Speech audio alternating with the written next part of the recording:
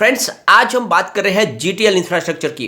Quarter 3 का result हमारे सामने आने वाला है। रिजल्ट कैसा रह सकता है, क्या संभावना होने वाली है, जानेंगे इस वीडियो के माध्यम से। साथ में क्या स्टॉक एएसएम लिस्ट में है, उसको भी डिस्कस करेंगे।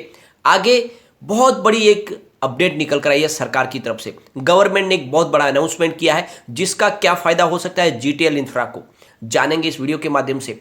दूसरी तरफ बिल्कुल कौड़ियों के भाव में मिल रहा है जीटीएल इंफ्रा। एक समय इसकी प्राइस 100 रुपीज के आसपास थी, फिलहाल 2 रुपए से भी नीचे मिल रहा है स्टॉक। तो क्या इस मौके का हमें फायदा उठाना चाहिए?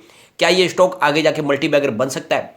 फ्रेंड्स, क्या है भविष्य जीटीएल इंफ्रा का, जानेंगे इस वीडियो के माध्यम से। लेकिन फ्रेंड, उससे पहले अगर आप पहली बार हमारे चैनल पे आए तो चैनल को सब्सक्राइब कर दीजिए, एक बेल आइकॉन दबा दीजिए ताकि जब भी नया वीडियो बने पहला नोटिफिकेशन आपको मिले। वीडियो पसंद आए तो लाइक शेयर जरूर कीजिए। चलो फ्रेंड, वीडियो स्टार्ट करते हैं। मैं हूं आपका दोस्त एसबी दवे और हमारे अपने चैनल ऑनलाइन कमाई में आपका बहुत बहुत स्वागत है। फ्रेंड्स, फ्राइडे को जीटीएल इंफ्रा में हमें गिरावट देखने को मिली, लेकिन इस गिरावट के पीछे वजह है बाजार में बड़ी गिरावट।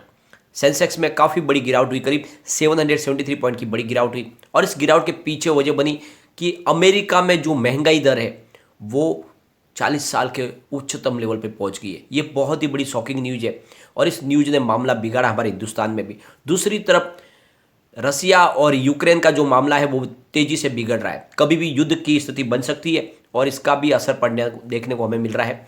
और ऊपर से हमारी जो क्रेडिट पॉलिसी घोषित हुई है उसमें किसी भी प्रकार का कोई चेंजेस नहीं किया गया। बहुत सारे लोगों की अपेक्षा थी इस बार कुछ राहत मिलेगी, लेकिन वैसा नहीं हुआ, तो इसका भी असर देखने को मिला। तो इन सारे रीजन ने मिलके यहाँ पे गिरावट की, लेकिन उसका असर थोड़ा सा हमें देखने को मिला सारे सेक्टर के सभी शेयरों पे। बात कर लेते हैं एक बार कारोबार की। तो फ्राइडे को जीटीएल इंफ्रा का स्टॉक करीब 1.95 पर ओपन हुआ और 1.90 पर हमें यहाँ पे क्लोजिंग देखने को मिली है। तो यहाँ पे देख लो गिरावट हुई है और गिरावट तो काफ़ी लाजमी है क्योंकि बाजार में बड़ी गिरावट थी। लेकिन इसकी परफॉर्मेंस को अगर देखें तो 2.35 की इसने हाई बनाई थी 18 जनवरी को। उसके बाद में काफ़ी करेक्शन के दौर में स्टॉक है, यहाँ पे एंट्री की जा सकती है। अगर वॉल्यूम को देखें तो बीएससी में अच्छा खासा वॉल्यूम हुआ, करीब 1,55,35,000 का वॉल्यूम हुआ और ये पूरा का पूरा 100% डिलीवरी बेस्ड काम है, तो काफ़ी अच्छी वॉल्यूम में कामकाज हुआ है। इसके वॉल्यूम को अगर हम एनालिस करें तो पिछले एक महीने पहले इसका 20 करोड़ रुपीज़ का वॉल्यूम था, 1 वीक पहले 7 करोड़ रुपीज़ का वॉल्यूम होता, गुरुवार को 6 करोड़ का वॉल्यूम था, लेकिन फ्राइडे को 7 करोड़ का वॉल्यूम होता। अच्छा वॉल्यूम हुआ है, तेज़ी से वॉल्यूम में बढ़ोतरी हो रही है। 0.65 पैसे इसका 52 वीक का लो है, 4.05 52 वीक का हाई है। फिलहाल स्टॉक 1.90 पे मिल रहा है, ऊपर के लेवल से करीब आधे से भी कम कीमत में मिल रहा है। इसका आपको फायदा उठाना चाहिए, इस समय एंट्री करनी चाहिए क्योंकि कंपनी का रिजल्ट आने वाला है 14 तारीख, 2 दिन बाकी है, हमें रिजल्ट देखने को मिल जाएगा। तो मंडे को इसका रिजल्ट हमें देखने को मिलेगा और आप देख लो कि ये जो रिजल्ट है ये बहुत ही बेहतरीन रहने की संभावना इस बार बनती है क्योंकि कारोबारी गतिविधियाँ तो अच्छी चली है, तो रिजल्ट में पॉजिटिव हमें सिग्नल देखने को आराम से मिल सकते हैं। सबसे बड़ी बात यह है कि इनसाइडर ट्रेडिंग के लिए ट्रेडिंग विंडो क्लोज की गई थी क्योंकि रिजल्ट तो पहले ही दिसंबर के अंत में पता चल जाता है। जो भी कंपनी से रिलेटेड लोग हैं उनको पता होता है कि रिजल्ट के अंदर क्या प्लस पॉइंट है और क्या माइनस पॉइंट है, उसका वो गैर फायदा ना उठाए। इसीलिए सेबी ने इनसाइडर ट्रेडिंग को रोका हुआ है। तो उनके लिए अब ट्रेडिंग जो शुरू होगी वो 16 तारीख से होगी, 14 तारीख के रिजल्ट के बाद 2 दिन बाद में, तब वो फिर से ट्रेडिंग नॉर्मली कर पाएंगे। फिलहाल ट्रेडिंग को रोका गया है, तो रिजल्ट का हमें इंतजार करना होगा बहुत जल्द। लेकिन इससे पहले अगर हम क्वार्टर 2 के रिजल्ट को एक बार डिस्कस कर ले तो रिवेन्यू इनका निकल कर आया था 363.79 करोड़ रुपीज़ का, जहाँ पे 5.24% की ईयर ऑन ईयर बेसिस पे हमें बढ़त देखने को मिली थी। तो रिवेन्यू में तो बढ़ोतरी थी, लेकिन इनकम में कमी आई थी जो 207.02 करोड़ रुपीज़ माइनस में था, जहाँ पे 20.4% की ईयर ऑन ईयर बेसिस पे गिरावट देखने को मिली। डायलूटेड ईपीएस -0.16 रहा, जहाँ पे 23.08% की गिरावट देखने को मिली। नेट प्रॉफिट मार्जिन -56.91% रहा, जहाँ पे 14.41% की गिरावट देखने को मिली।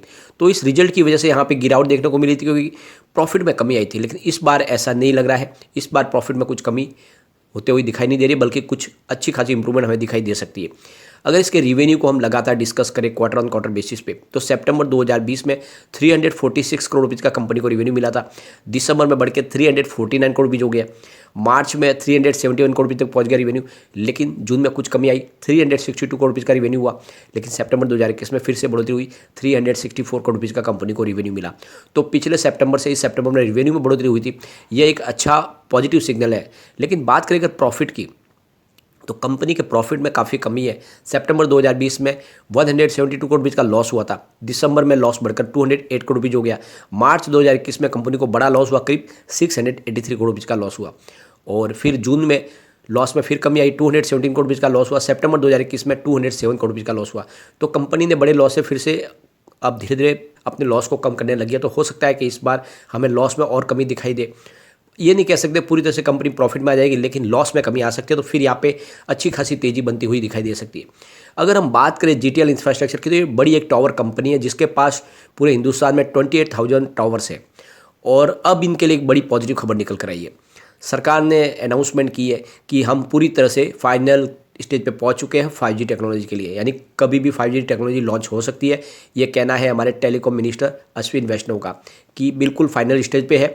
और साथ में एक उन्होंने और बड़ी बात की, उन्होंने कहा है कि हमने 6G के लिए भी तैयारी शुरू कर दी है। तो आप देख लो 5G टेक्नोलॉजी आने वाली है, लेकिन सरकार ने तो 6G के लिए भी कमर कस ली है। तो ऐसे में टावर सेक्टर को बहुत आगे बढ़ने की संभावना है, क्योंकि कोई भी चाहे टेक्नोलॉजी हो, चाहे 5G हो, 6G हो या फिर 2G 3G हो, टावर के बिना पूरी नहीं हो सकती। सिग्नल तो आके टावर ही आगे पास ऑन करते हैं। तो ऐसे में टावर सेक्टर के लिए तो तेज़ी बननी है, क्योंकि अब जो 5G के लिए पूरा का पूरा सेटअप सब कुछ नया होगा, तो वहाँ पे तो फिर से इनके रेवेन्यू में बढ़ोतरी होगी, क्योंकि टावर कंपनी है, उनको अपना हिस्सेदार बनाना होगा इन टेलीकॉम कंपनियों को। तो ऐसे में अब यहाँ पे पोजीशन पॉजिटिव बनने लगी है। 5G टेक्नोलॉजी आते ही इनके रेवेन्यू में बढ़ोतरी होगी और काम में भी बढ़ोतरी होगी, क्योंकि कस्टमर बेस भी बढ़ेगा।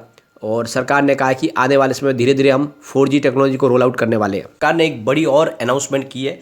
उनका कहना है कि 5G टेक्नोलॉजी के बहुत सारे नए टावर लगाए जाएंगे, यानी ऐसे गांव जहां पे अभी तक पहुंच नहीं है टेक्नोलॉजी की, वहां तक पहुंचा जाएगा। तो ऐसे में प्रचुर संभावना बन रही है टावर सेक्टर की कंपनियों के लिए।